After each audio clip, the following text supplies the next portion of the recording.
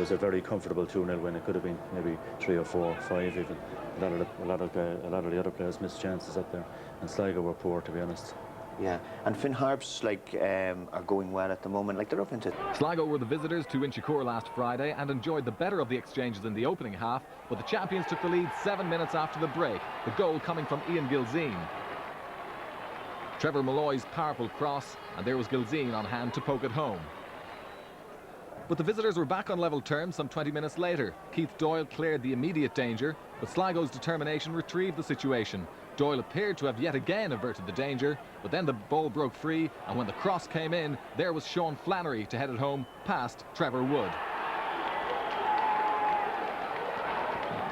In the closing minutes, the Saints played champagne football and scored 3 goals. Packy Lynch floated in a free from inside his own half. Colin Hawkins reaped the reward with a great drive from 20 metres. But the piece de resistance came from skipper Eddie Gormley, a great lob from the halfway line to completely demoralise Sligo Rovers. Martin Riley out at a fourth on the stroke of full time. Again, the right flank proved productive for St. Pat's as Riley headed home. A precision cross from Trevor Crowley, and Riley, lurking at the edge of the 6-yard box, served notice of Pat's intentions.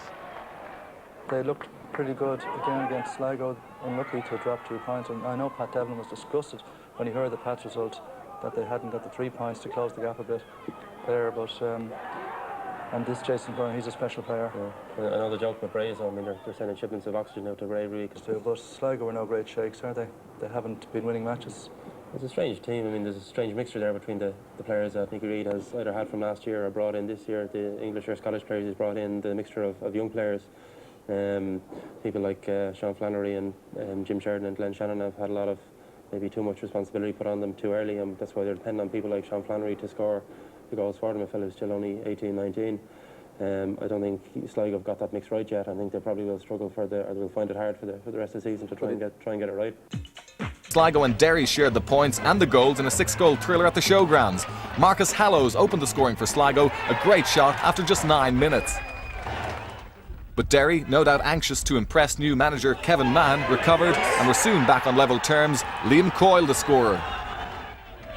On a thoroughly miserable evening, both sides played attractive football, and Derry, with wind advantage, took a 2-1 lead into the break. Liam Coyle, the provider, Sean Doherty shooting low beyond Matt Boswell. But Sligo fought back, and within a minute of the restart, Glenn Shannon had the home team back in the game with that glancing header. Sligo were reduced to 10 men when Matt Hare was sent off for a second bookable offence with almost 40 minutes left. And the problems continued for Sligo as Gary Beckett put the visitors in front yet again. But Sligo piled on the pressure, and with 3 minutes to go, Neil Ogden got the equaliser. 3-3 the final score at the showgrounds. Bohemian. Poor defensive, or a poor disciplinary record. If you look at in the findings, the disciplinary committee this week handed out 3 match bans to Neil Ogden and Jim Sheridan. Nicky Reid got sent off at the weekend. He's going to be facing